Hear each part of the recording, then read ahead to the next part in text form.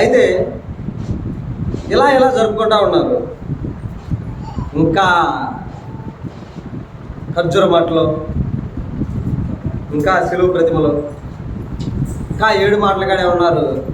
ఇంకా ముందుకు పోసినటువంటి జ్ఞానాన్ని ఇంకా అక్కడే వేసేసారు. ఎక్కడ వేసిన గొంగళే అక్కడే ఉన్నట్టు అనిపించింది. 2000 సంవత్సరాల క్రితం యేసుక్రీస్తు వారు చనిపోతే, ఆయన చనిపోయిందని మరణం యొక్క, ఆయన చనిపోయి తిరిగి లేచిందన్న ఉద్దేశాన్ని వదిలిపెట్టేసి యేసుక్రీస్తు వారు ఎలా చనిపోయాడు, యేసుక్రీస్తు వారు ఎలా చనిపోయాడు అని చెప్పేసి చూపిస్తున్నారు. కానీ ఆయన చనిపోయింది ఎందుకు మాత్రం ఎవరు ఒక్కళ్ళు కూడా పట్టించుకోవట్లా. ఆయన ఎందుకు చనిపోయాడు? నీ నా పాప క్షమాపణ నిమిత్తం నీకు నాకు పాపం నుంచి విడుదల కావాలని చెప్పేసి మన పాపంలో ఉన్నటువంటి మన పాపం నుంచి మనకు విడుదల కలగజేయడానికి ఆయన శిలువ మీద మరణాన్ని పొందాడు. అటువంటి త్యాగాన్ని మనం విడిచిపెట్టేసి యేసుక్రీస్తు వారు శిలువ మీద చనిపోయాడు, యేసుక్రీస్తు వారు శిలువ మీద చనిపోయాడు. పొద్దున మా గ్రామంలో పొద్దునే ఆశయం చర్చిలో వాళ్ళు 4ంటికే చర్చి పెట్టుకొని పాడుతూ ఉన్నారు. పెందల కాడనే లేచి ఉన్నాడు, పెందల కాడ లేచి ఉన్నాడు అనగానే పక్కనే ఉన్న వాళ్ళు అంటున్నారు, ఇంకా లేచాడు, ఇప్పుడే లేచాడు, ఇప్పుడు దాకా ఆడున్నారు అంటున్నారు. అలా మనం చేసే పని ఏమైపోతుందంటే లోకంలో కూడా చాలామందికి హాస్యాస్పదంగా మారుతుంది. చాలామందికి ఏమైపోతుంది, మనం చేసే పద్ధతులు, ఆచారాలు ఎలా ఉంటాయంటే ఈ ఏదో మూఢాచారాల్లాగా, ఏదో జనానికి కూడా హాస్యాస్పదంగా ఉంటుంది. కానీ యేసుక్రీస్తు వారి యొక్క శిలువ మరణ పొందుతారు సరిగ్గా ఎవరికి రీచ్ అవ్వడం లేదు. ఇది ఎక్కడి నుంచి వచ్చింది లోపం అంటే, మనలో లోపం అంటే మన బాల్యం నుంచే, మన పూర్వీకుల నుంచి పితృపారంపర ఆచారాలు అంటారు చూసారా, పూర్వీకులు పాటించినటువంటి ఆచారాలు. ఆ ఆచారాలుగా ఇవేం చేస్తున్నాయి, వస్తూ ఉన్నాయి. ఈ ఆచారాల్ని మనం అణచివేయాలంటే ఏం చేయాలంటే, వచ్చే జనరేషన్కైనా కానీ మనం ఏం చేయాలంటే బాల్య దశ నుండే యేసుక్రీస్తు వారి బోధనకి, బైబిల్ గురించి, సత్యముల గురించి వాళ్ళకి వివరంగా చెప్పాలి, తెలియజేయాలి. అలా తెలియజేయని పక్షంలో వాళ్ళు కూడా ఏమైపోతారంటే, మనము మన తండ్రులు మన తాతలు ఏ ఆచారాలు అయితే ఆచరించారో మనకు నుంచి వచ్చేటువంటి పిల్లలు కూడా ఆ ఆచారంలోనే పడిపోతారు. కాబట్టి ఎందుకంటే మన యొక్క హృదయం కానీ, మన యొక్క తలంపులు కానీ, మన బాల్యం మన యొక్క తలంపులు అనే బాల్యం నుంచే చెడ్డవి. చూడండి, నోవా ప్రళయానికి కారణమైనప్పుడే దేవుడు చెప్తా ఉంటాడు ఈ మాటల్ని. ఆదికాండం 8వ అధ్యాయంలో మనం చూసుకుంటే,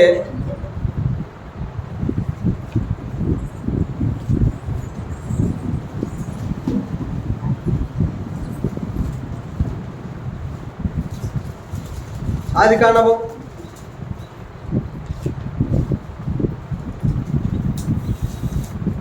8వ అధ్యాయము 21వ వచనం మనం చూసుకుంటే, అప్పుడు యెహోవా ఇంపైన సువాసనను నాగ్రాణించి ఇక మీదట నరులను బట్టి భూమిని మరలా శపించను. ఎందుకనగా నరుల యొక్క హృదయాలోచన వారి బాల్యం నుంచే చెడ్డది. చాలు అంట. నరుల యొక్క ఆలోచన ఎప్పటి నుంచి చెడ్డదంట? బాల్యం నుంచే చెడ్డది. బాల్యం నుంచి చెడ్డదన్నాడంటే ఏంటి దాని అర్థం? శిశువుగా వేరు, అప్పుడే పుట్టినటువంటి శిశువు వేరు. ఆ శిశువు జ్ఞానం తెచ్చుకున్న తర్వాత ఏమంటారు? ఆ శిశువుని బాల్య దశ అంటారు. బాల్య దశ తర్వాత వచ్చేది ఏంది? యవన దశ. యవన దశ తర్వాత వచ్చేది వృద్ధాప్యం. బాల్యము, యవనము, వృద్ధాప్యము, ఈ మూడింటికి ముందే ఉండిద్ది శిశువుగా మనము ఉంటాము. శిశువుగా మనం ఈ భూమి మీదకి వచ్చినప్పుడు మనలో ఎలాంటి పాపం అనేది, ఎలాంటి దురాలోచన అనేది మనలో లేవు. కానీ ఈ బాల్య దశలో రాగానే మనలో ఏమవుతున్నాయి అంటే, మనలో దురాశలు అనేవి పెరిగిపోతూ ఉన్నాయి. ఒక ఆచారాన్ని చూడగానే దాన్ని మోసుకుంటూ పోతూ ఉంటాం. కానీ ఇది ఎక్కడి నుంచి వచ్చింది, ఎందుకు వచ్చిందని మాత్రం మనం ఆలోచించము. అందులో తల్లిదండ్రులు ఏ పనులు అయితే చేస్తూ ఉంటారు, పిల్లలు కూడా వాటి వైపు ఎక్కువగా ఆకర్షితులు అవుతూ ఉంటారు. ఇప్పుడు ఎక్కువగా జనం ఎవరు చూసి ఇన్స్పైర్ అవుతున్నారంటే రాజకీయ నాయకులు చూసి ఇన్స్పైర్ అవుతూ ఉంటారు. యవ్వనంలో ఉన్నటువంటి పిల్లలు, బాల్య దశలో ఉన్న వాళ్ళేమో టీవీలో బొమ్మలు చూసి ఆకర్షితులు అవుతున్నారు.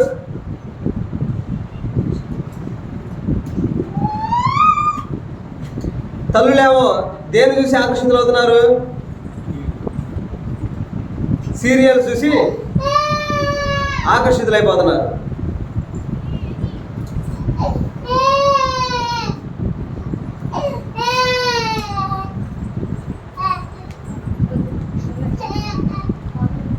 శిశువుగా ఉన్నప్పుడు బాగానే ఉంటాడు. ఆ శిశువు నుండి బాల్య దశ రాగానే మనుషులు ఏమైపోతున్నారంట? చెడిపోతున్నారు. నరుల యొక్క హృదయాలోచన బాల్యం నుండే చెడ్డది. శిశువుగా ఉన్నప్పుడు బాగానే ఉంటారు, బాల్యంలోకి రాగానే వాళ్ళు ఏమైపోతున్నారంటే చెడిపోతున్నారు. ఈ విషయాన్ని ఒక ఆది కాండంలోనే కాదు, ఇర్మియా గ్రంథంలో కూడా మనం చూసుకుంటే చాలాసార్లు కనపడి చూడండి. ఇర్మియా గ్రంథము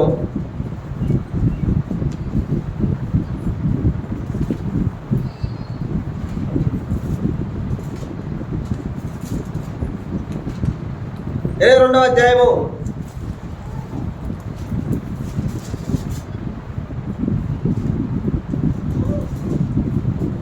21వ వచనాన్ని మనం చూసుకున్నట్లయితే, నీ క్షేమకాలములలో నీతో మాట్లాడితిని గాని నేను వినని నీ వంటివి నా మాట వినకపోతే నీ బాల్యం నుండి నీకు వాడుక. బాల్యం నుండి నా మాట నీకు వినకపోవడం నీకు వాడుక. నువ్వు బాల్యం నుండి నా మాట వినడం లేదు అంటాడు అనమాట. మళ్ళీ ఇదే ఇర్మియా గ్రంథం 32వ వచనం చూసుకుంటే,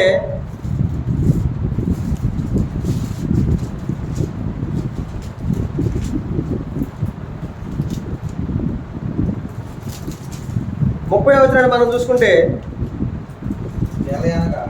ఏలయనగా ఇజ్రాయేలు వారును యోధా వారును తమ బాల్యము మొదలుకొని నా ఎదుట చెడుతనమే చేయించు వచ్చున్నారు. బాల్యం మొదలుకొని వాళ్ళు ఏం చేస్తున్నారంట? బాల్యం నుంచే చెడుతనం చేస్తూ వచ్చుతూ ఉన్నారంట. అంటే బాల్యం నుండి ఏమొచ్చేసింది? శిశువుగా ఉన్నప్పుడు బాగానే ఉన్నాడు, బాల్యంలోకి రాగానే మనిషి ఏమవుతున్నాడు? పాపం వైపు అడిగేస్తున్నాడు. ఈ మారేటువంటి దశలో తప్పు ఎవరిది? ఈ మారే దశలో తప్పు ఎవరిదండి?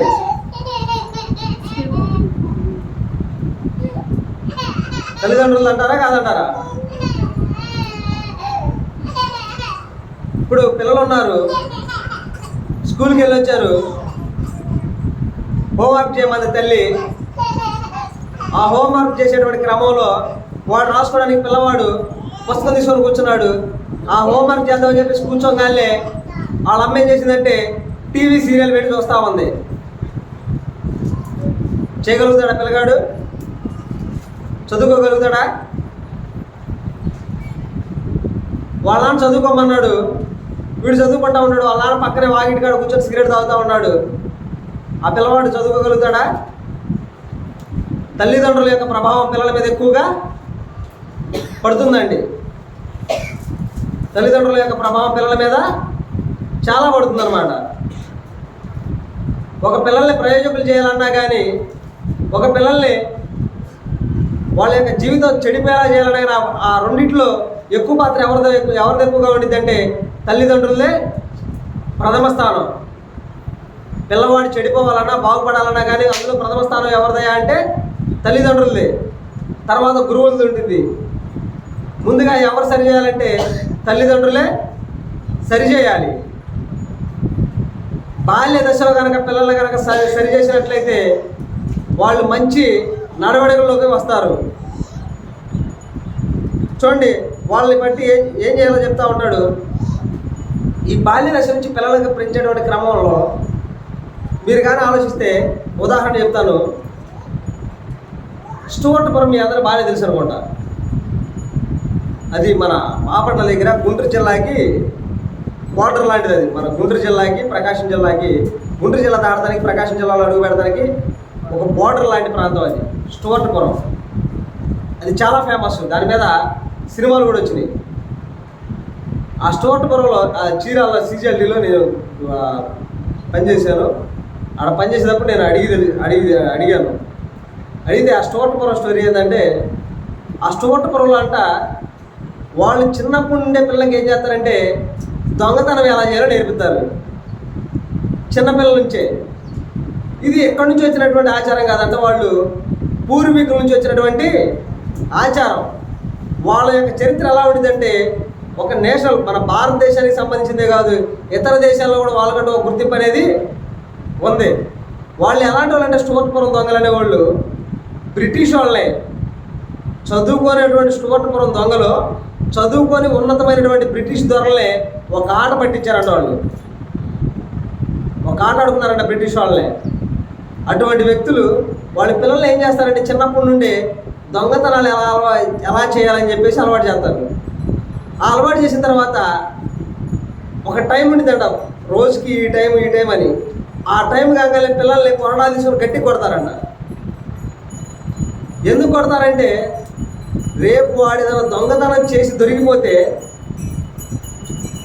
ఆ దెబ్బలకి మళ్ళీ వీడు ఎక్కడ నిజం చెప్పేస్తాడని చెప్పేసి ఆ దెబ్బలు తట్టుకోవడానికి శక్తిని ముందే వీళ్ళు ట్రైనింగ్ ఇస్తారనమాట.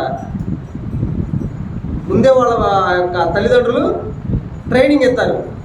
ఎందుకంటే వీడు ఒకవేళ దొంగతనం చేసి దొరికిపోయినా కూడా నోరు తెరిచి నిజం చెప్పకూడదు, మన గురించి చెప్పకూడదు, మన చరిత్ర గురించి కూడా చెప్పకూడదు అని చెప్పేసి వాళ్ళే తల్లిదండ్రులే కొడతారంట పిల్లల్ని. కొట్టేసి ఆ గాడిద రక్తాన్ని కూడా వాళ్ళ పిల్లలకు తాపించి పరిగెత్తిస్తారు. ఎందుకంటే వాడు కనీసం బండి మీద పోయేవాడికి కూడా చేసిన కానీ, బండి మీద పట్టుకోవడానికి ప్రయత్నించిన కానీ వాడు దొరకకూడదు, మోటార్ సైకిల్ మీద ప్రయత్నించినా కూడా వాడు దొరకకూడదు అని చెప్పేసి వాళ్ళకి ఏం చేస్తారంటే, ఆ రొప్పు ఆయాసం రాకుండా ఉండడానికి గాడిద నెత్తుని పట్టిస్తారంట. గాడిద నెత్తురు దాకా పరిగెత్తే వేగం బాగా వచ్చిందంట.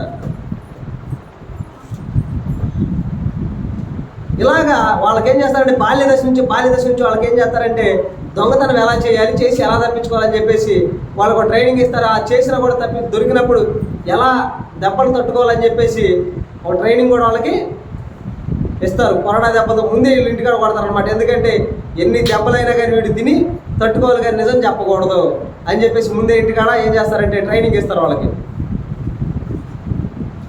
ఇలా బాల్యదశ నుండి వాళ్ళు ఏం చేస్తారంటే తీర్చిదిద్దుతారు వాళ్ళు దొంగతనం వైపు, స్టువర్ట్పురం అంటే.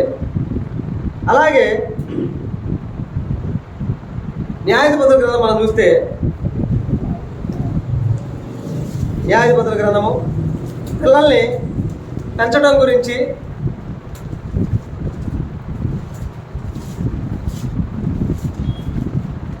దాని యొక్క పర్యవసనాల గురించి సమూయేలు గారు మాట్లాడుతూ చెప్తాడు చూడండి. న్యాయాధిపతుల గ్రంథము 13వ అధ్యాయము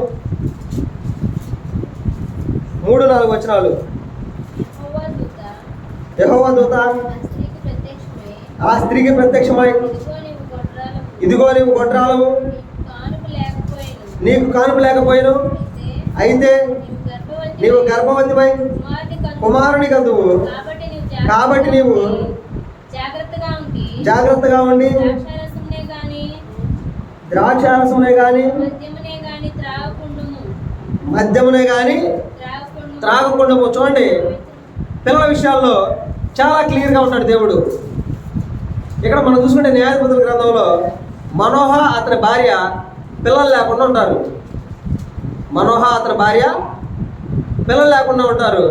వాళ్ళకు పుట్టేటువంటి కుమారుడు ఎవరయ్యా అంటే సంసోన్. చాలా కాలం నుండి మనోహ భార్య పిల్లలు లేకుండా గొడ్రాలిగా ఉండింది. ఆ గొడ్రాలిగా ఉన్నటువంటి క్రమంలో దూత వచ్చి ఆమెతో మాట్లాడింది, నువ్వు గర్భవతి కాబోతున్నావు, నీ గర్భంలోంచి ఒక శిశువు వచ్చింది, నీ గర్భంలో శిశువు ప్రవేశించినప్పుడు నువ్వు ఏం చేయకూడదు, ద్రాక్ష రసమునే కానీ మద్యమునే కానీ నువ్వు త్రాగకూడదు. ఎందుకని తాగకూడదు చెప్పండి? గర్భిణీ స్త్రీలుగా ఉన్నప్పుడు స్త్రీలు ద్రాక్షారసమును కానీ మందు కానీ తాగకూడదంట, మద్యపానం కానీ సేవించకూడదు. దేనికని? గర్భం ధరించి ఉన్నప్పుడు స్త్రీలు మద్యాన్ని కానీ ద్రాక్షరసాన్ని కానీ అధికంగా తాగితే వాళ్ళకి టెరిటోజీన్స్ అనేటువంటి ఒక రకమైనటువంటి జన్యు లోపంతో పిల్లలు పుడతారంటండి. టెరిటోజీన్స్ అనేటువంటి ఒక జన్యు లోపంతో పిల్లలు పుడతారంట. ఎందుకని ఆ తల్లి కనుక మద్యమును కానీ ద్రాక్షరసమును కానీ అధికంగా సేవిస్తే పిల్లలు ఇలాంటి లోపంతో పుడతారని చెప్పేసి దేవుడు ముందే సైంటిఫిక్గా సైన్స్ పరంగా ఆలోచించే చెప్పాడండి. సైన్స్ పరంగా ఆలోచించి ఏం చెప్పాడంటే ద్రాక్షరసమునే కానీ మద్యమునే కానీ నీవు త్రాగకూడదు, ఎప్పుడు గర్భవతిపై ఉన్నప్పుడు అన్నాడండి. ఆ తర్వాత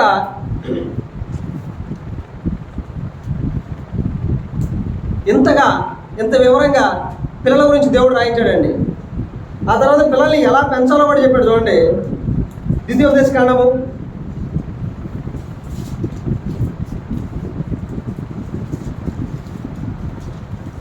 6వ అధ్యాయము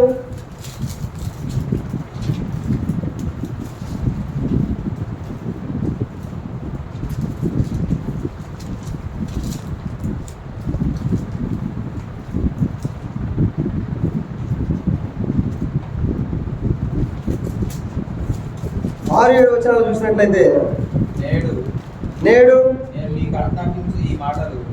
నేను నీకు ఆజ్ఞాపించి ఈ మాటలు నీ హృదయంలో ఉండవలెను. నీవు నీ కుమారులకు వాటిని అభ్యసింపజేసి నీ ఎంట కూర్చుంటున్నప్పుడును త్రోవను నడుచునప్పుడు పండుకున్నప్పుడును లేచినప్పుడును వాటిని గురించి మాట్లాడవలెను. సూచనగా వాటిని నీ చేతికి కట్టుకొనవలెను. నేడు నేను నీకు ఆజ్ఞాపించిన ఈ మాటలను నీ హృదయంలో ఉండవలెను. ఏంది ఆ మాటలు అంటే కొన్ని ఇన్స్ట్రక్షన్ చెప్తున్నాడండి దేవుడు. మనం కానీ స్కూల్కి వెళ్ళేటువంటి 5వ తరగతి 6వ తరగతి పిల్లల పాఠ్య పుస్తకాలు చూస్తే ఏముంటుందంటే వాళ్ళ పుస్తకాల్లో రోడ్డు దాటేటప్పుడు దేని మీద దాటాలి, మన హైవేల మీద రోడ్డు దాటేటప్పుడు జేబ్రా క్రాసింగ్ మీదే దాటాలి. నడిచేటప్పుడు రోడ్డుకి ఎడమ వైపును మాత్రమే మనం నడవాలి, అది కూడా ఫుట్పాత్ మీద నడవాలి. రెడ్ లైట్ పడినప్పుడు మనం ఏం చేయాలి, వాహనాన్ని ఆపాలి. గ్రీన్ లైట్ వేసినప్పుడు మన వాహనాన్ని వెళ్ళాలి, నడపాలి అనేటువంటి ఒక సూచనల్ని సలహాల్ని ఎలాగైతే పాఠ్య పుస్తకాల్లో పిల్లల కోసం పొందుపరిచారో పిల్లలు పెంచేటువంటి క్రమంలో కూడా దేవుడు కొన్ని విషయాలు పొందుపరిచాడండి. పిల్లలు పెంచేటువంటి విషయంలో కూడా తల్లిదండ్రులకి కొన్ని విషయాలు దేవుడు పొందుపరిచాడు. ఏంది ఆ విషయాలంటే నేడు నేను నీకు ఆజ్ఞాపించిన వాటిని నీవు నీ హృదయంలో ఉండవలెను. నీవు నీ కుమారులకు వాటిని అభ్యసింపజేసి నీ ఇంట కూర్చుండినప్పుడును త్రోవన నడుచునప్పుడును పండుకున్నప్పుడును లేచినప్పుడును వాటిని గురించి మాట్లాడవలను. దేని గురించి మాట్లాడాలంట? దేవుని యొక్క కార్యాల గురించి, దేవుని యొక్క వాక్యం గురించి మనం పిల్లలతో మాట్లాడాలండి. వాళ్ళు లేచినప్పుడు, పడుకున్నప్పుడు, నడిచేటప్పుడు మనం ఏం చేయాలంటే దేవుని గురించినటువంటి మాటల్ని, దేవుని యొక్క వాక్యాన్ని మనం వాడికి విత్తాలి. సపోజ్ మనం ఒక పిల్లవాడిని తీసుకొని మనం రోడ్డు మీద పోతా ఉన్నాం. ఆ పిల్లవాడు ఏం గమనిస్తాడు?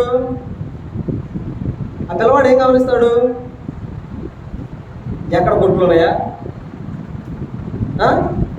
మా నాన్న ఎక్కడ కొని పెడతాడా, ఏం కొని పెడతాడా, లేదా ఏదైనా గొడవ జరుగుతుందా గొడవ వైపు, ఇటువంటి వైపు అల్లర్ల వైపు కూడా పిల్లలు ఏం చేస్తారు, ఆకర్షితులు అయిపోతారు. ఎందుకంటే రోడ్డు మీద పోయేటప్పుడు మనకు అనేకమైనవి కనపడతాయి. కనపడేటప్పుడు మన కళ్ళు ఆటోమేటిక్ దేని వైపు వెళ్తాయి, ఆ కనిపించే దాని వైపు మన దృష్టి అనేది వెళ్ళిపోయింది. మన జ్ఞానేంద్రియాలు మొత్తం ఆ రోడ్డు మీద వెళ్ళేటువంటి సంగతుల్ని, ఆ పరిస్థితులను చూసుకుంటా పోతారనమాట. అందుకనే ఆ రోడ్డు మీద వెళ్ళేటప్పుడు ఆ దృష్టిని వేరే వాటి మీద మళ్ళించడం దేనికయ్యా? మాల్స్ వైపు, షాపింగ్ మాల్స్ వైపు, సినిమా థియేటర్ల వైపు, వైన్ షాపుల వైపు, కొట్ల వైపు మనం మళ్ళించడం దేనికి? మన పిల్లాన్ని మనం బయట తీసుకెళ్ళాం అనుకోండి, ఏం చెబుతాము? రే అమ్మ ఎప్పుడన్నా పాల ప్యాకెట్ తీసుకురామంటే ఎక్కడ దొరికింది, తీసుకురా. అది నువ్వు చెప్పినా తెలుసుకుంటాడు, చెప్పకపోయినా కానీ వాడు ఎదిగితే తెలుసుకుంటాడు. కానీ బాల్యం నుంచి నువ్వు చెప్పాల్సినటువంటి మాటలు ఏందా అంటే, అయ్యా మన కొరకు ప్రభు శిలువ మీద చనిపోబడ్డాడు, తన రక్తాన్ని మన కొరకు చిందించాడని చెప్పేసి విషయాలు వాడికి నువ్వు నడిచేటప్పుడు ఏం చేయాలంటే విసిదపరచాలి, తెలియపరచాలి. ఎందుకంటే మనిషి వెళ్ళేటప్పుడు నువ్వు మాట్లాడుతూ ఉంటే చూపు ఆగిపోయి ఏ లైన్లోకి వచ్చిందంటే చెవులు పనిచేయడం మొదలు పెడతాయి. చెవులు పనిచేయడం ఏం చేస్తాయి? మొదలు పెడతాయి. ఆ చెవులు పనిచేసినప్పుడు వాటి చూపు ఏమైపోయింది అంటే ఆటోమేటిక్గా లోకం వైపు దిగి చెవులు పనిచేయడం మొదలైంది. ఇక నువ్వు చెప్పేటువంటి మాటలు వాడు కళ్ళతో ఏం చేసుకుంటా ఉంటే ఊహించుకుంటా ఉంటాడు అనమాట, ఇమాజిన్ చేసుకుంటా ఉంటాడు, దానికి దృశ్య రూపాన్ని ఇచ్చుకుంటా ఉంటాడు. అంతేగాని లోకం వైపు కానీ పాపం వైపు కానీ వాడు చూసే అవకాశాలు చాలా తక్కువగా ఉంటాయి. కాబట్టి రోడ్డు మీద మన పిల్లలు తీసుకుని వెళ్ళేటప్పుడు నువ్వు నడుచున్నప్పుడు ఏం చేయమంటున్నాడు? దేవుని యొక్క మాటల గురించి చెప్పమంటున్నాడు. పడుకునేటప్పుడు కూడా చెప్పని చెప్తున్నాడండి, పడుకునేటప్పుడు కూడా చెప్పని చెప్తున్నాడు. ఇప్పుడు ఈ రోజుల్లో చాలామంది పిల్లలు నిద్రపోవాలంటే ఏం కావాలి? సర్వసాధారణంగా ఫోనే కావాలి. చాలామంది పిల్లలు నిద్రపోవాలంటే ఏం కావాలి? ఫోన్ కావాలి.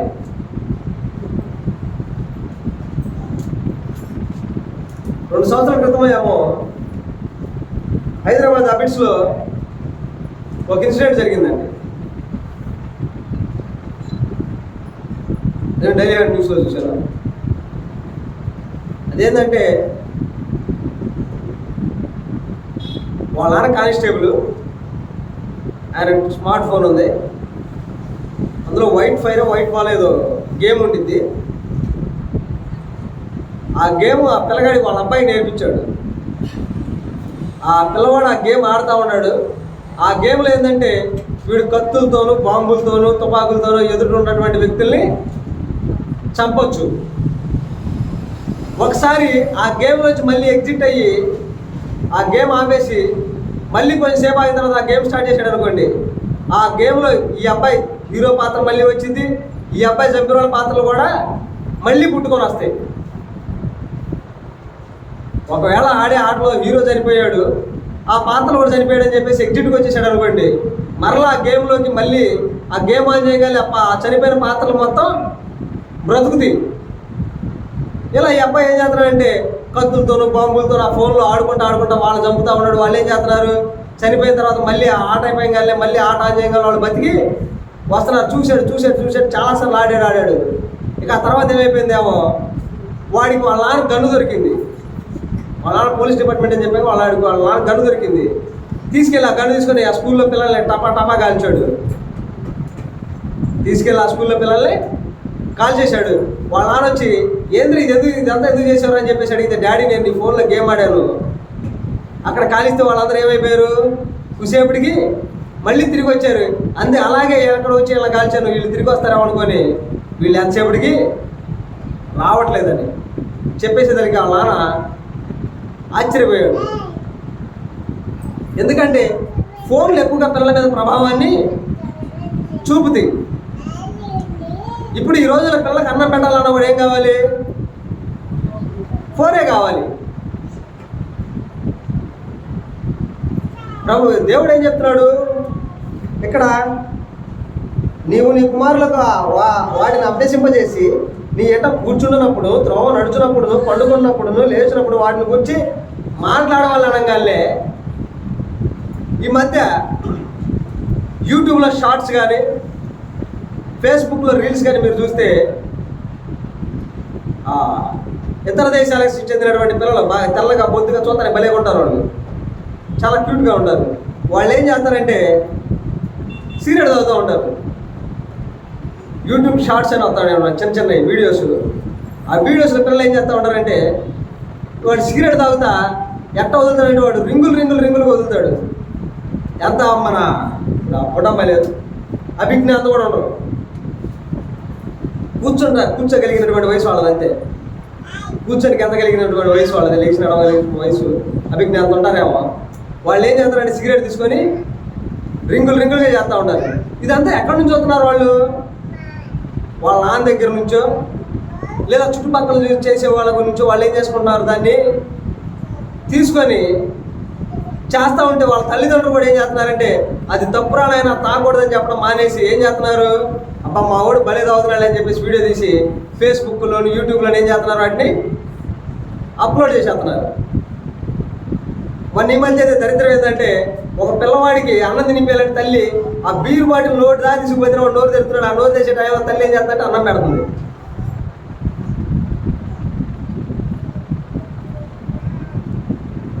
బీరు బాటిల్ వాడు నోటి దగ్గర తీసుకుపోతే వాడు ఆ వాసన నోరు తెరుతున్నప్పుడు ఆ నోరు తెచ్చేటువంటి క్రమంలో తల్లి అన్నం తినిపిస్తుంది.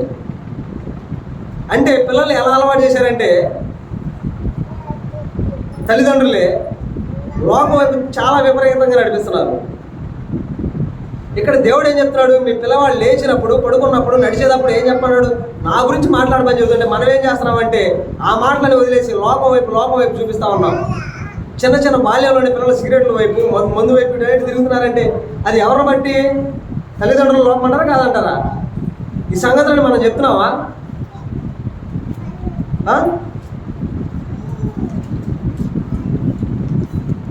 ఇంకోటి, మనిషి పడుకున్నప్పుడు కూడా ఎందుకు చెప్పమని చెప్తున్నా అంటే పడుకున్నప్పుడు పెద్ద మెదడు కొంచెం విశ్రాంతి తీసుకునేది కానీ చిన్న మెదడు మాత్రం మనకి పనిచేస్తూనే ఉంటుందండి. పెద్ద మెదడు విశ్రాంతి తీసుకున్నా కానీ చిన్న మెదడు పనిచేస్తూనే ఉంటుంది. మనం పడుకునే ముందు ఏ విషయాలను అయితే ఆలోచిస్తూ ఉంటామో, ఏ సంగతుల గురించి అయితే మనం మాట్లాడుకుంటామో, మనం పడుకున్న తర్వాత చిన్న మెదడు ఏం చేసిందంటే అవి మనకి కళల రూపంలో విజువల్గా మన కళ్ళ ముందు చూపించింది. మనం ఏదైతే ఆలోచించుకుంటూ ఉంటామో అది మనం నిద్రపోయిన తర్వాత కళల రూపంలో మనకి కనబడింది.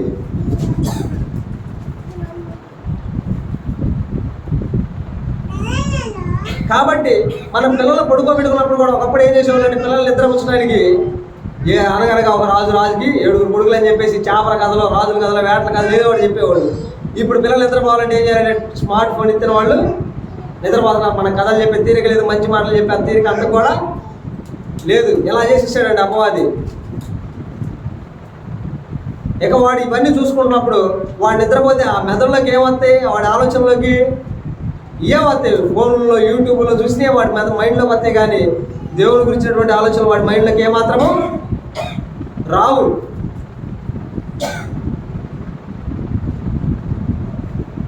కాబట్టి ఏడేం చెప్తున్నాడంటే నువ్వు లేచినప్పుడు నడుచున్నప్పుడు నువ్వేం చేయమని చెప్తున్నాడు, నా గురించి మాట్లాడు, నా గురించి చెప్పు అని చెప్తున్నాడండి.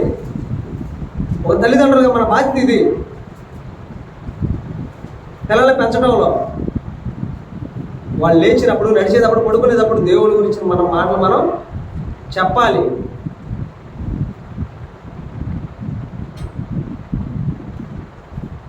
టీవీలు, ఫోన్లు చాలా విపరీతంగా ప్రభావం చూపెడతాయండి.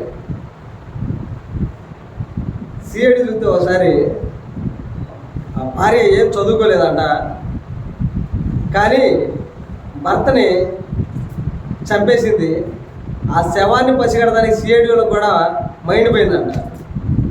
ఆ శవాన్ని పసిగట్టాలి, ఇది ఆత్మహత్య అని తెలుసుకునే క్రమంలో ఆ సిఐడిలకు కూడా మైండ్ పోయింది.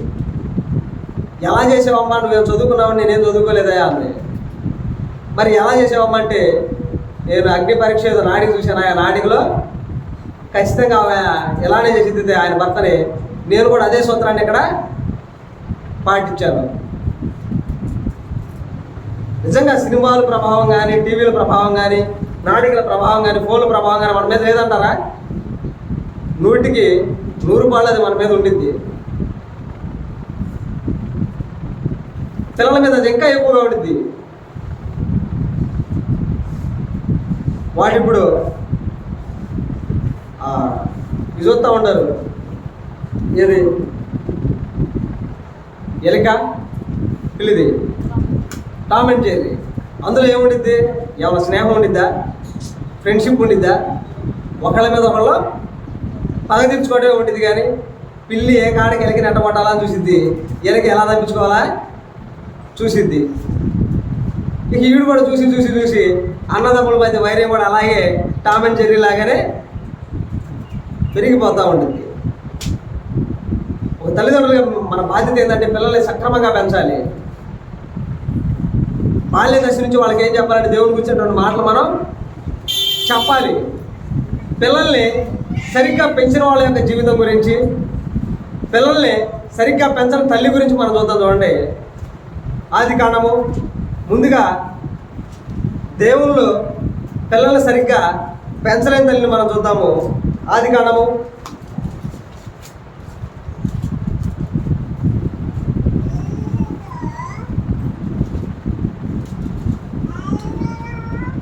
4వ అధ్యాయము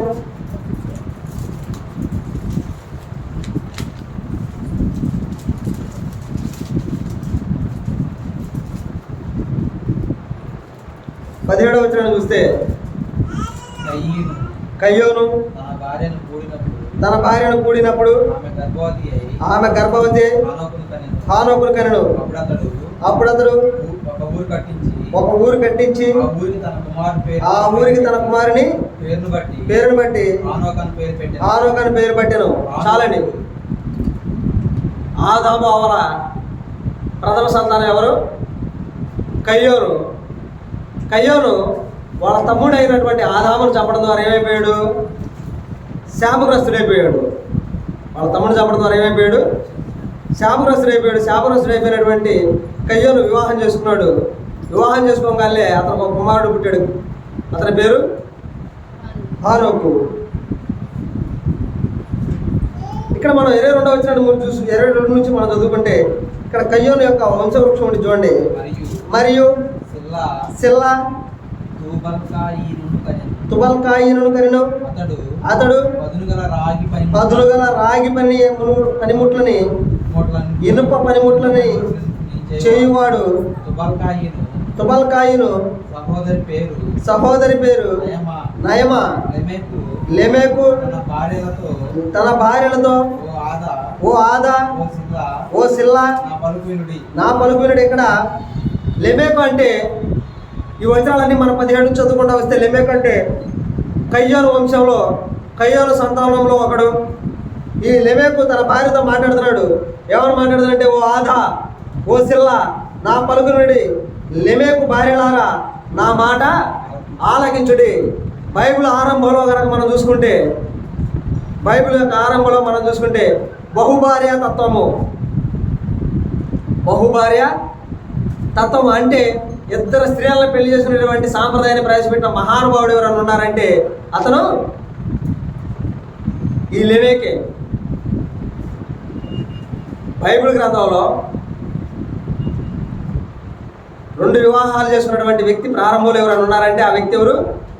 లెమెకు. ఇతని నుంచే ప్రారంభమైందని చెప్పుకోవచ్చు. ముఖ్యంగా ఈ లెమెకు చెప్తున్నాడు, ఏమని చెప్తున్నాడంటే, నా మాట ఆలకించుడి, నన్ను గాయపరిచినందుకై ఒక మనిషిని చంపితిని, నన్ను దెబ్బ కొట్టినందుకే ఒక పొడుచువాన్ని చంపితిని, 7 అంతల ప్రతిదండన కయ్యోను కోసం వచ్చిన ఎడలా. చాలండి. ఇక్కడ లెమెకు ఏం చెప్తున్నాడంటే, ఓ నా భార్యలారా వినండి, నేను నన్ను గాయపరిచినందుకే, నన్ను ఒకడు గాయపరిస్తే నేను వాడిని చంపేశాను. నన్ను దెబ్బ కొట్టినందుకే ఒక పడుచువాడిని నేను చంపేశాను. ఏమన్నా ఒక చిన్న దెబ్బ తగిలితే, ఒక చిన్న దెబ్బ కొడితే ఆ మాత్రం దానికి చంపేస్తారా? కానీ లెమెకు ఏం చేశాడంటే చంపేశాడండి. చంపేశాడు. అసలే కయ్యోను ఎవరిని చంపాడు? హేబేలను చంపాడు. ఆ హేబేలను చంపినందుకు దేవుడు ఏం చేశాడు? శాపగ్రస్తుడిగా ఉండిపోమని చెప్పేసి కయ్యోన్ని ఆజ్ఞాపించాడు. ఈ సంగతి అంతా మరి లెమెకు తెలుసా లేదా? ఈ సంగతి లెమెకు తెలుసంటారా? లెమెకు యొక్క తల్లి అంటే కయ్యోను యొక్క భార్య ఈ సంగతులను లెమెకు చెప్పుండిద్దారా చెప్పుండదంటారా?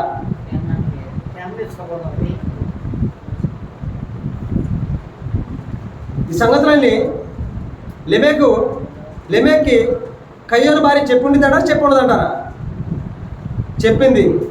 ఖచ్చితంగా తెలియపరిచింది. ఏమని తెలియపరిచిందని చూడండి.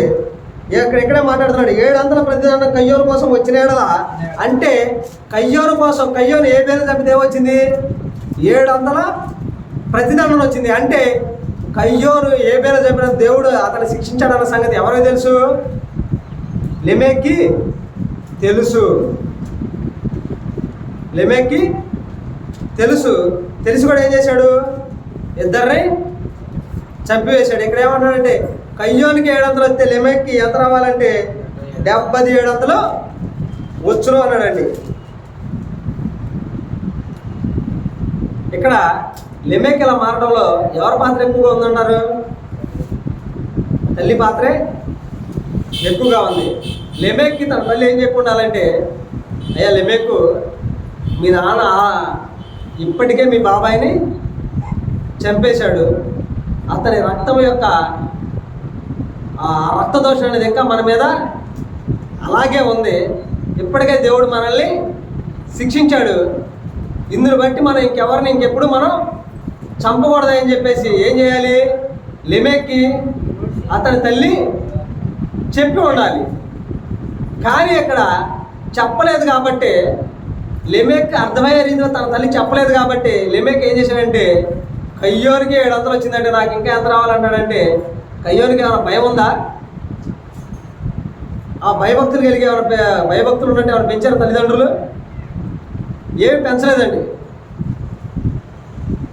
కయ్యోని భార్య పిల్లల్ని ఎలా పెంచిందంటే, చంపండ్రా బాబు, మీ నాన్న 700 తీసుకొస్తే మీరు 70 తీసుకురండి, ఏమైంది అన్నట్టు పెంచేసిందండి లెమెక్ వాళ్ళ తల్లి. ఇంకో స్త్రీని చూద్దాము. బైబిల్కి అనుగుణంగా దేవుని యొక్క ఆజ్ఞలో లోబడి పిల్లలు పెంచినటువంటి స్త్రీ గురించి మనం చూద్దాం. చూడండి, తిమోతి రాసిన 2వ పత్రిక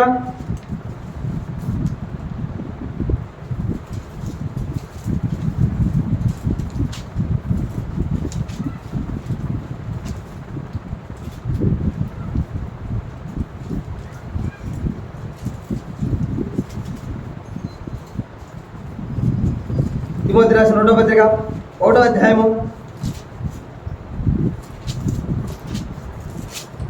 5వ వచనం నుంచి మనం చూస్తే, నా ప్రార్థన యందు ఎడతెగక నిన్ను జ్ఞాపకం చేసుకొనుచున్నాను. నీ కన్నీళ్లను తలుచుకొని సంపూర్ణ ఆనందం కలుగుటకై నిన్ను చూడవలనని రేయిం పగలు ఆపేక్షించుచు నీ యందున్న నిష్కపటమైన విశ్వాసమును జ్ఞాపకం చేసుకొని నా పితృఆచార ప్రకారము నిర్మలమైన మనస్సాక్షితో నేను సేవించున్న దేవుని ఎడల కృతజ్ఞుడనై ఉన్నాను. ఆ విశ్వాసము ఎదుట మీ అవ్వయైన లోయలోను నీ తల్లి అయిన యూనికేలోను నివసించెను. అది నీ యందు సహవసించున్నదని నేను రూఢిగా నమ్ముచున్నాను. ఇక్కడ పౌలు గారు చెప్తున్నాడు తిమోతి గురించి, నా ప్రార్థన యందు నిన్ను ఎడతెగక జ్ఞాపకం చేసుకుంటున్నాను. తిమోతి, నిన్ను తలుచుకొనుచున్నాను. నాకు సంపూర్ణమైన ఆనందం కలుగుటకై నిన్ను చూడవాలని రేయిం పగళ్ళు నేను నీ గురించి ఆపేక్షించున్నాను. నీలో ఉందే ఈ భక్తి, ఈ విశ్వాసము, అది నీలో నుంచి వచ్చింది కాదు. అది నీ తల్లి అయినటువంటి యూనికేలో నుంచి వచ్చింది. ఆమె తల్లి అయినటువంటి లోయలో నుంచి వచ్చింది. చూడండి, ఇక్కడ పౌలు గారు తిమోతి గారి గురించి ప్రస్తావిస్తూ తిమోతి గారు ఒక్కడి గురించి చెప్పలేదండి. నీలో ఉన్నటువంటి విశ్వాసము, నీలో ఉన్నటువంటి భక్తి మొట్టమొదటిగా ఎవరిలో ఉన్నది? లోయలో ఉంది. కాబట్టి ఆ భక్తి నీలోకి వచ్చింది. ఎవరి ద్వారా వచ్చిందంటే నీ తల్లి అయినటువంటి యూనికే ద్వారా అది వచ్చింది. అంటే తిమోతి గారు వాళ్ళ తల్లి ఎలాంటిది? భక్తి పరురాలై మంచి విశ్వాసం కలిగినటువంటి స్త్రీ. ఆ తర్వాత యూనికే గారి తల్లి ఎలాంటిది? ఆమె కూడా దేవుని యందు భయభక్తులు కలిగినటువంటి ఒక స్త్రీ. చూడండి, ఇక్కడ లోయి గారు తన కుమార్తె అయినటువంటి యూనికే విషయంలో చాలా ధైర్యంగా ఉందండి. చాలామంది తల్లిదండ్రులు ఏం ఆలోచిస్తారంటే, ఈ అమ్మాయి ఏముంది, ఆడపిల్ల అంటే వేరే వాళ్ళ పిల్ల. ఈ అమ్మాయి ఏముంది, వయసు వచ్చిన తర్వాత ఈ అమ్మాయి పెళ్లి చేయాలి, పంపించాలి, ఈ అమ్మాయికి ఏముంది, చదువు అంత అవసరమా, బైబిల్ జ్ఞానం అంత అవసరం అని చెప్పేసి చాలామంది ఏం చేస్తూ ఉంటారంటే నిర్లక్ష్యంగా చూస్తూ ఉంటారు. కానీ ఇక్కడ లోయ గారు ఏం చేశారంటే తన కుమార్తె అయినటువంటి యునికేకి దేవుని పట్ల ఆసక్తిని పెంచింది, విశ్వాసాన్ని రేకెత్తించింది, సత్యాన్ని దేవుని గురించి యునికే గారికి చెప్పింది. ఆ చెప్పడం ద్వారా యునికే గారి నుంచి ఆ లక్షణాలు ఎవరిలోకి వచ్చినాయి? తన కుమారుడైనటువంటి తిమోతి గారిలోకి వచ్చినాయి. పౌలు గారి తర్వాత స్వార్థని ప్రారంభించి దాన్ని పరమలో దొక్కించినటువంటి వ్యక్తి ఎవరయ్యా అంటే తిమోతి గారే. అనేక వేల మందికి, లక్షల మందికి బాప్తిసం ఇచ్చాడు తిమోతి గారు. అనేక వేల మందికి బాప్తిసం ఇచ్చాడు తిమోతి గారు. ఇదంతా ఎవరి దగ్గర నుంచి వచ్చింది? రక్షించుకున్నటువంటి క్రమం ముందుగా తన తల్లి అయినటువంటి యునికేలో నుంచి వచ్చింది. ఆమె తల్లి అయినటువంటి లోయలో నుంచి వచ్చింది. తిమోతి, నీలో చూస్తున్నటువంటి విశ్వాసం ఈరోజు నీలో నుంచి వచ్చింది కాదు, అది నీ తల్లి నుంచి, నీ యొక్క తల్లి అయినటువంటి లోయలో నుంచి వచ్చింది. మీ ముగ్గురులో మీ పెడతల్లి నుంచి వచ్చింది కాబట్టి నీలో ఆ విశ్వాసం ఇంకా ఇంకా ఇంకా పెరిగిపోయింది. కాబట్టి నిన్ను చూసి నేను చాలా సంతోషిస్తున్నాను తిమోతి అని చెప్పేసి పౌలు గారు రాస్తా ఉన్నాడండి. పిల్లల్ని మనం ఎలా పెంచాలంటే ఒక తిమోతిని పెంచాలి. యునికే గారు తిమోతిని ఎలా పెంచారో మనం కూడా అలానే పెంచాలండి.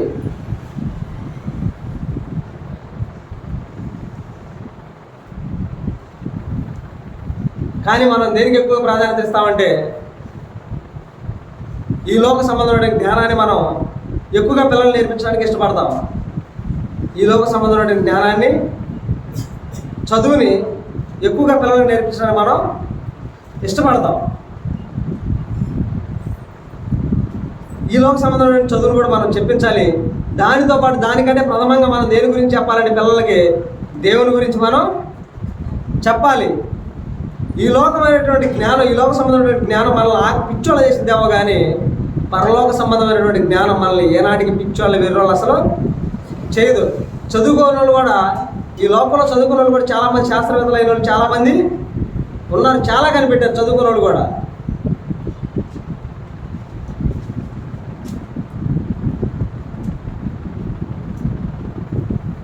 అణుశాస్త్ర పితామహుడు అని చెప్పేది ఐన్స్టీనే కదా.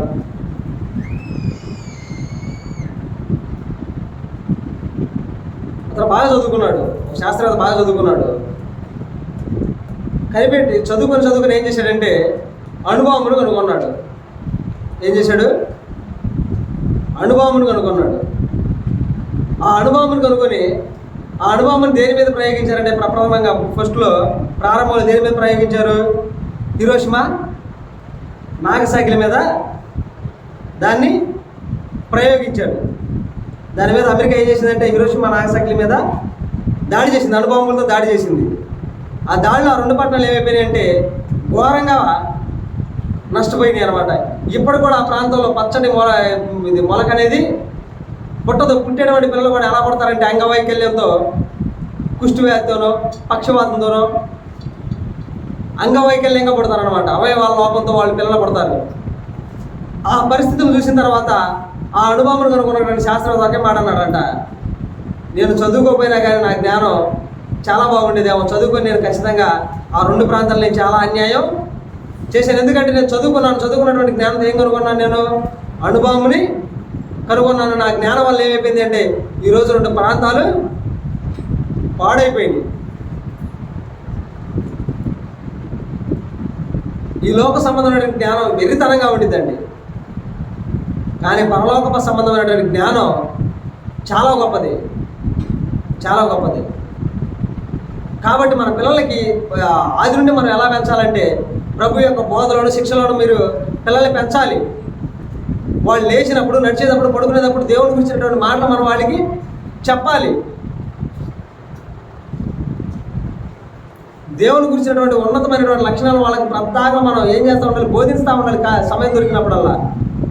అంతేగాని ఫోన్లు ఇచ్చి ఆడుకోండి, టీవీ చూడండి, తోలు బొమ్మలు చూడండి అని చెప్పేసి, మనం కార్టూన్లు చూడండి అని చెప్పేసి పిల్లలు మనం ఎప్పుడు ప్రోత్సహించకూడదు. దేవుని గురించినటువంటి మాటలు మనం ఎక్కువగా చెప్పాలి వాళ్ళకి. ఈ లోక సంబంధమైనటువంటి చదువు వాళ్ళకి లేకపోయినా పర్వాలేదే, కానీ పరలోక సంబంధమైన జ్ఞానం వాళ్ళకి ముఖ్యం. ఎందుకంటే ఈ లోకం మీద ప్రయాణం మనకి మహా అయితే 60 సంవత్సరాలు మాత్రమే. కానీ పరలోకంలో మన ప్రయాణం యుగ యుగాలు, తరతరాలు ఉండిద్దండి. ఇంకా మాట చెప్పాలంటే ఈ కాలంలో ఈ రోజుల్లో చదువుకోకపోయినా కానీ చదువుకున్నవాడి కన్నా చదువుకున్నవాడే చాలా బెటర్. చదువుకున్నవాడు బస్సు ఎక్కాడు అనుకోండి, వాడు బోర్డు చూస్తాడు, బోర్డు చూసి ఇది వెళ్ళిపోయిద్దామని చెప్పేసి ధీమాగా ఎక్కుతాడు. ఎక్కేం చేస్తాడు, ఆ చెవుల్లో బ్లూటూత్లు పెట్టేసుకుంటాడు. సగం దూరం పోయిన తర్వాత కండక్టర్ ఇది ఆ ఊరు బాధనంగా వెళ్ళి వాడు ఏం చేస్తాడు, అక్కడ మొహం పిక్ పిక్ అనుకుంటా సిగ్గుపడతా బస్సులో దిగి రావాలా. అదే చదువుకున్నాడు కూడా ఎక్కుతాడు బస్సు. వాడు ఎలా ఎక్కుతాడంటే 10 మందిని అడిగి ఇది ఆ ఊరు వెళ్ళిద్దా ఇది ఆ ఊరు వెళ్ళిద్దా అని చెప్పేసి ఒక్కళ్ళని అడగడు, 10 మందిని అడుగుతాడు. 10 మందిని అడిగి అడిగి అడిగి కరెక్ట్గా ఏం ఎక్కుతాడు, సరైనటువంటి బస్సే ఎక్కుతాడు. ఈ లోక సంబంధమైన జ్ఞానం చాలా వెరితనంగా ఉంటుంది, పరలోక సంబంధమైన జ్ఞానం చాలా గొప్పది. కాబట్టి మన పిల్లల్ని ఎలా పెంచాలంటే ప్రభు యొక్క బోధన శిక్షలో మనం పెంచాలి. వాళ్ళు లేచినప్పుడు, పడుకున్నప్పుడు, నడిచేటప్పుడు, ప్రతి ఒక్క సందర్భంలో ఖాళీ దొరికినప్పుడు మన దేవుని గురించి ఉన్నతమైనటువంటి మాటలు మనం వాళ్ళకి చెప్పాలి. అలా చెప్పి మనం కూడా దేవుని కొరకు బ్రతకగలిగినట్లయితే మన గురించి కూడా దేవుడు తన జీవగ్రంథంలో రాయిస్తాడు. అనేకమైనటువంటి భక్తుల యొక్క జీవితాల ఉదాహరణగా రాయించాడు. దేవుడు చెప్పినట్టు చేసినటువంటి వ్యక్తులు చాలామంది ఉన్నారు బైబిల్లో. చూడండి,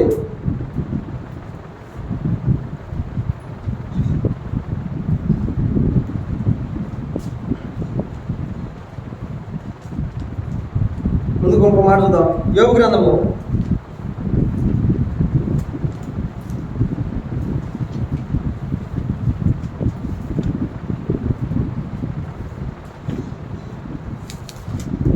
చాలా మంది తల్లిదండ్రులు ఏం చెప్తూ ఉంటారంటే, పిల్లలకి ఎవరు చెప్తున్నారంటే మాకేడంత టైం మాకు మా పనులే సరిపోవాలా ఉంటారు. యోబు గ్రంథము ప్రారంభాధ్యాయము 3వ వచనం నుంచి మనం చూసుకున్నట్లయితే,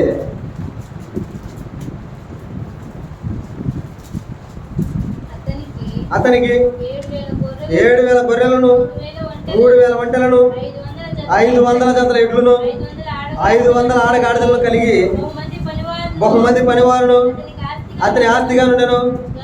గనుక తూర్పు దిక్కు జనులందరూ అతనికంటే గొప్పవాడుగా ఉండెను.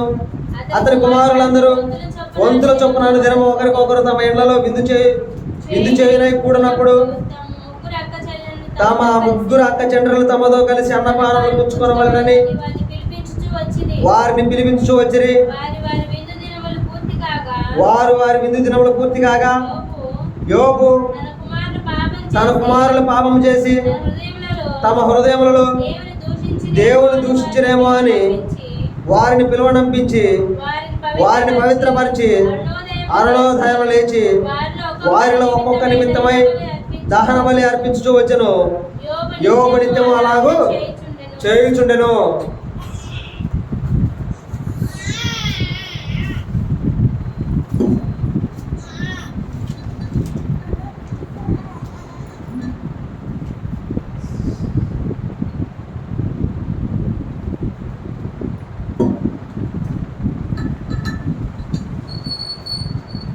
చాలామంది ఏదో మా పిల్లల గురించి ఏమైనా చెప్తున్నావా లేదా అంటే, పిల్లలకి ఏమైనా మాటలు చెప్తున్నావా లేదా అంటే, మాకు ఇంటి పనులే సరిపోవట్లేదా, నేను ఎప్పుడో పొద్దున పోతే పొలం పోతే సాయంత్రం వస్తాను, సాయంత్రం రాగానే ఈ పనులే సరిపోతాయి, ఆయన ఉద్యోగానికి పోయేస్తాడు, లేదు మాకు 2 బెరగొడ్డు ఉండే వాటిని చూసుకోవడమే మాకు సరిపోయింది, ఇక పిల్లల గురించి నేనేం పట్టించుకునేది, వాడికి ఏం చెప్పేది వాక్యాన్ని అని చెప్పేసి చాలామంది చెప్తారా లేదా? ఖచ్చితంగా చెప్తారు. ఏదో మా పిల్లలు సండే స్కూల్కి రావట్లేదు, ప్రార్థన రావట్లేదు, పంపించచ్చు కదండి. ఆడ చూసేదండి పొద్దున్న వాడి తలకాడ పోసేది. మేము బెరగొడ్డు పాలను తీసుకోవాలా, ఆ బెరగొడ్డు దగ్గర శుభ్రం చేసుకోవాలా, పొలం పోవాలా, ఈ పనులన్నీ చేసుకోవాలా, మేము ఎలా చేసేది అంటారు. మరి యోబు గారికి ఏమేమి ఉన్నాయంట? 7,000 గొర్రెలు ఉండే, 3,000 ఎడ్లు ఉండే, ఒంటెలు ఉండే, 500 జతల ఎడ్లు, 500 ఆడగాడిదలు, బహుమంది పనివారు ఉన్నారు. ఎంతమంది ఎంత సంపద ఉన్నా కానీ యోబు గారు ఏం చేస్తున్నారంట? తమ పిల్లలు యెహోవా దృష్టికి ఏదన్నా పాపం చేస్తారేమో వాళ్ళు మనసులో హృదయాల్లో అని చెప్పేసి పొద్దున్నే అరుణోదయాలు లేచి వాళ్ళ నిమిత్తం ఏం చేస్తున్నాడు? దహన బలులు అర్పిస్తున్నాడండి. వాళ్ళందరూ కూడి ఉన్నప్పుడు కూడా యోబు గారు ఏం చెప్తాడంటే దేవుని గురించి తన పిల్లలకి చెప్తూ ఉంటాడు.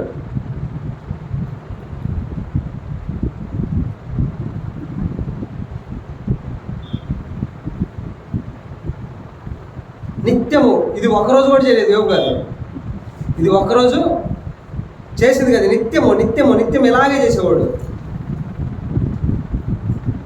యోబు గారి కంటే గొప్పవాడు మనం, ఆయనకన్నా ఎక్కువ పనులు ఉండేవి మనకి. ఆయన సంపద పోల్చుకోవడం, మన సంపద కూడా సంపద. వేల వేల గాడిదలు, వేల గొర్రెలు,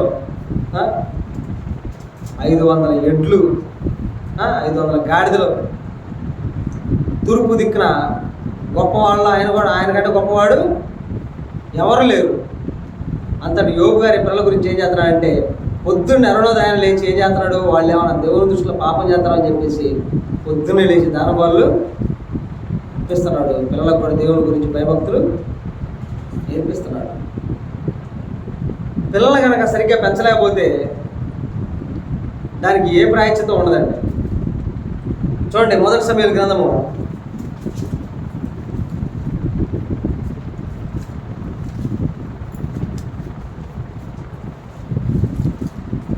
3వ అధ్యాయము. సమూయేలు మొదటి గ్రంథము 3వ అధ్యాయము.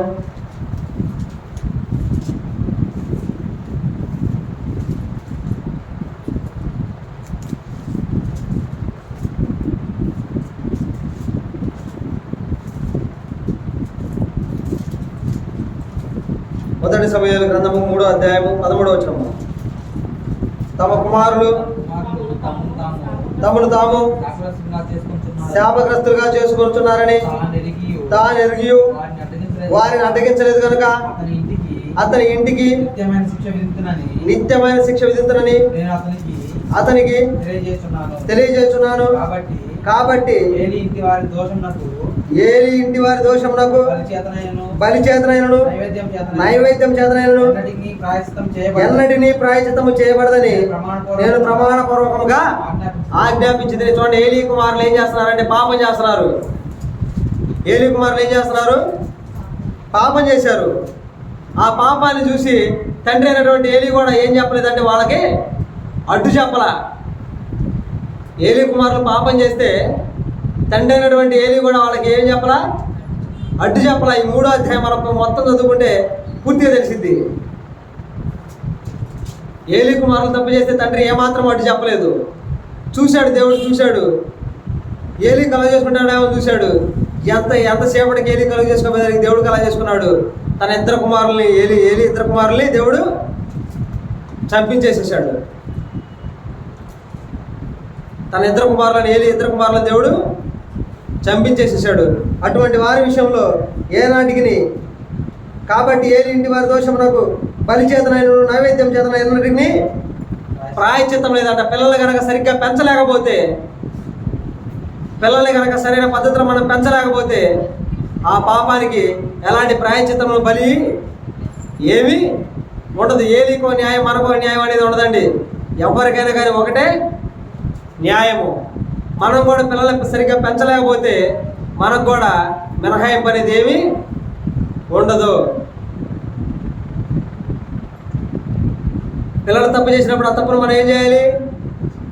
ఖండించాలి. ఖండించకుండా దాన్ని మనం వెనకేసుకొచ్చామా మనం కూడా తప్పు చేసినట్టే, పిల్లల యొక్క తప్పును మనం ప్రోత్సహించినట్టే.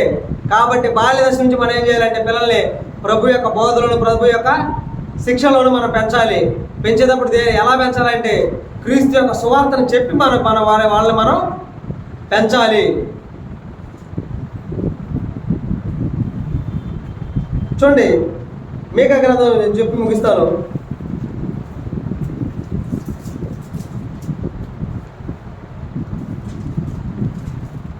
మీకా గ్రంథము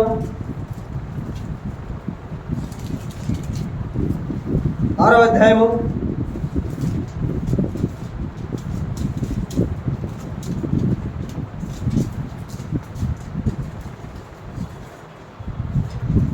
8వ వచనం చూసుకుంటే,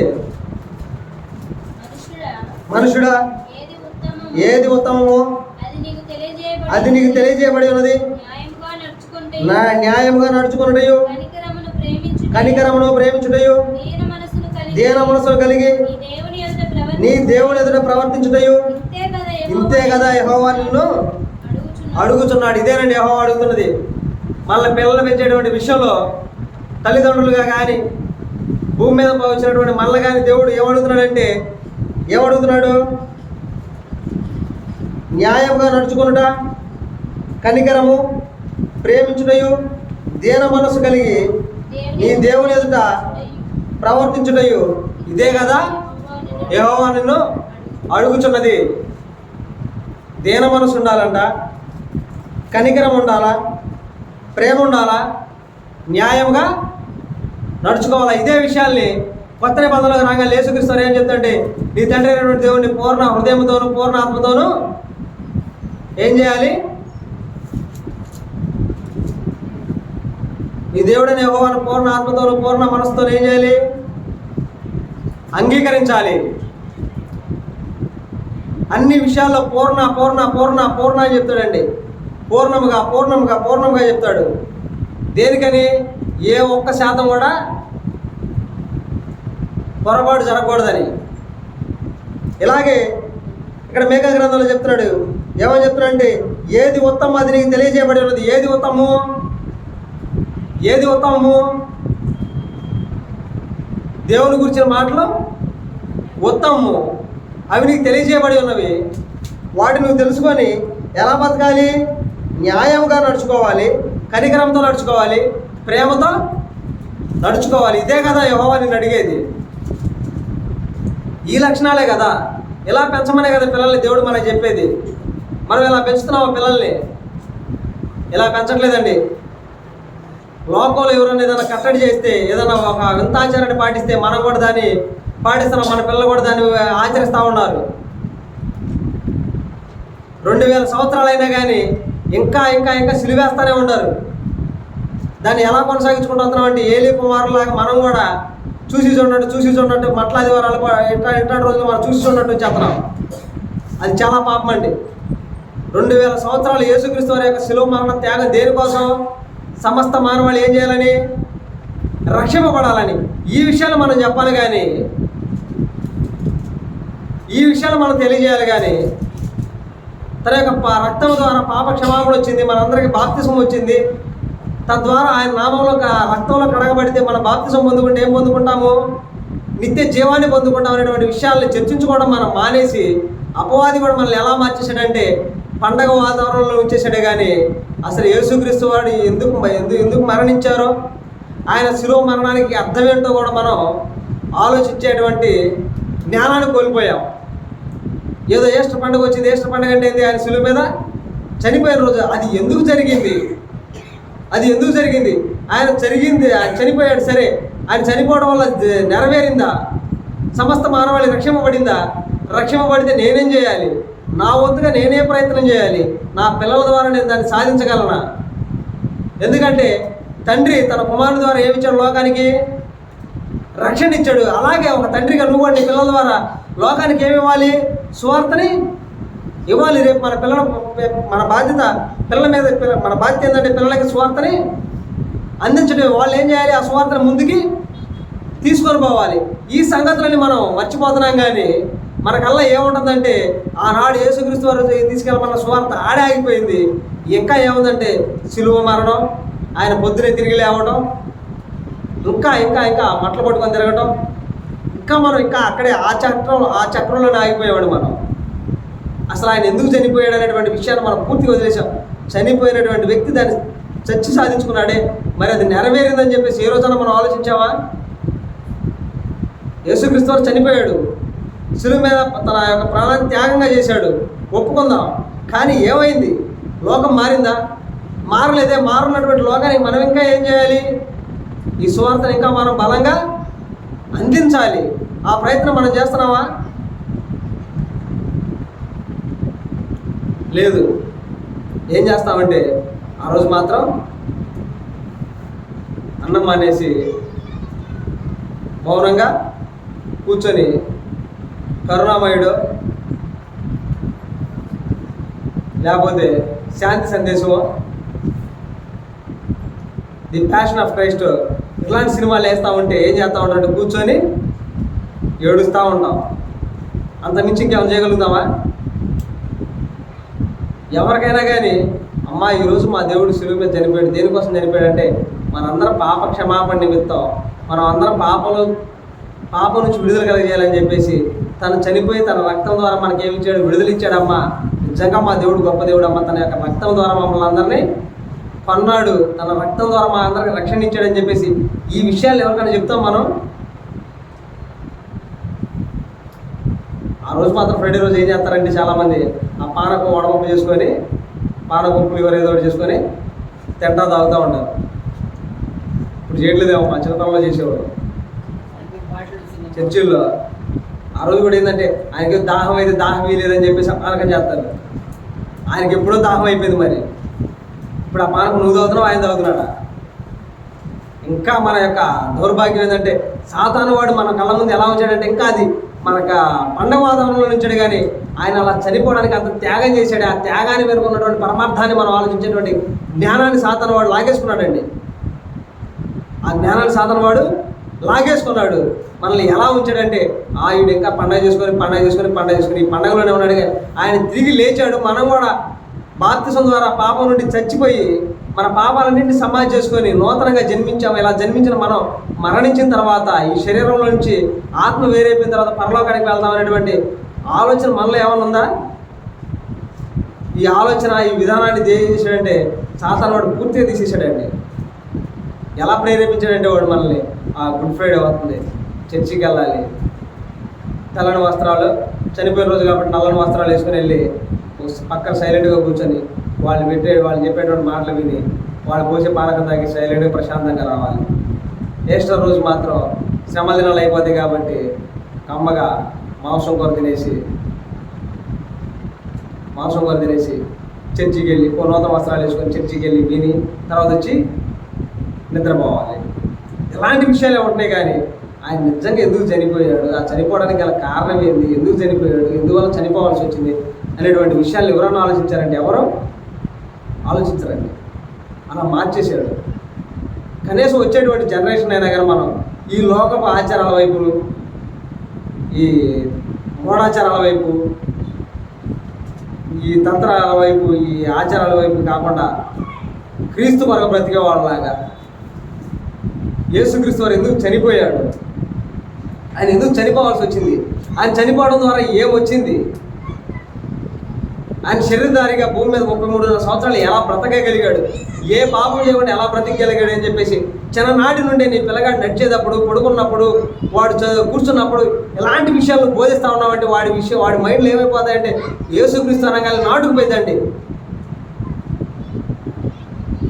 యేసుక్రీస్తు అనగానే నాటుకుపోయింది. అమ్మో ఇలా ఈ గుడ్ ఫ్రైడే, అమ్మో యేసుక్రీస్తు చనిపోయిన రోజు, అమ్మో ఈరోజు నేను చాలామందికి వాక్యాన్ని చెప్పాలి, ఆయన ఎందుకు చనిపోయాడు, నేను ఆ విషయాన్ని నలుగురికి నేను చెప్పాలనేటువంటి పట్టుదల కసి వాళ్ళు పెరిగింది. కానీ సైలెంట్గా పోయి విగ్రహారాధన చేసే వాళ్ళలాగా మందసాలు మోయటం, సిలువ వేసుకొని తిరగడం అలా చేయడం వాడు.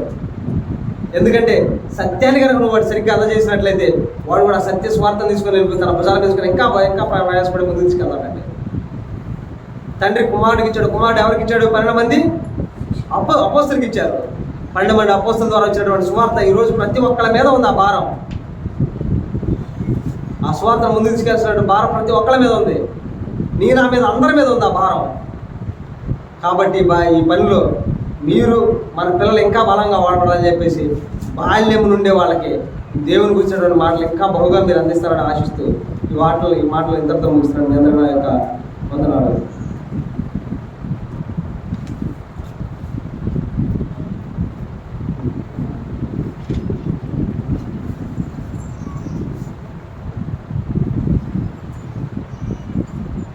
అందరి తలలో వచ్చినట్లయితే 4వ అంశమైనటువంటి